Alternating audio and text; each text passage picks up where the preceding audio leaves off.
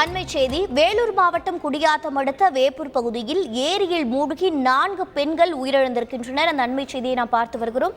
விவரங்களை செய்தியாளர் பிரபாகர் வழங்கிட கேட்கலாம். பிரபாகர், வணக்கம். இந்த விபத்திற்கான காரணம் என்ன? மூழ்கிய பெண்களை மீட்க ஏதேனும் நடவடிக்கைகள் மேற்கொள்ளப்பட்டு இந்த சம்பவமானது நடைபெற்றதா? முழு பின்னணி என்ன பிரபாகரன்? வணக்கம்.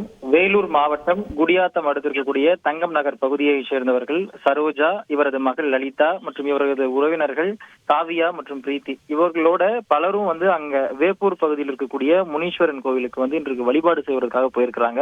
மாலை 4 மணி அளவுல வழிபாடு முடிச்சுட்டு அங்க அருகே இருக்கக்கூடிய ஏரியில அந்த 4 பெண்களும் குளிக்க போயிருக்கிறாங்க. எதிர்பாராத விதமா ஏரியில 4 பெண்களும் மூழ்கி இருக்கிறாங்க. அப்போ அது அங்கிருந்த சக உறவினர்கள் உடனடியா குடியாத்தம் தீயணைப்பு துறையினருக்கு தகவல் தெரிவிச்சிருக்காங்க. தகவல் அடிப்படையில வந்த தீயணைப்பு துறையினர் நீரில் மூழ்கிய 3 பெண்களை முதற்கட்டமா மீட்டாங்க. தொடர்ச்சியா 4ஆவதாக ஒரு பெண்ணையும் தற்போது மீட்டிருக்காங்க. இதுல 2 பேர் கல்லூரியில படிச்சுட்டு வரதா தகவல் வெளியாயிருக்கு.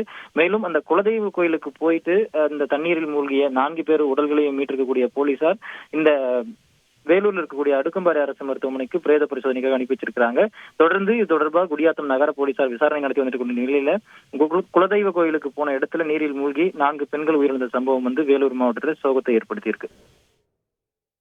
விரிவான விவரங்களை வழங்கியதற்கு நன்றி பிரபா.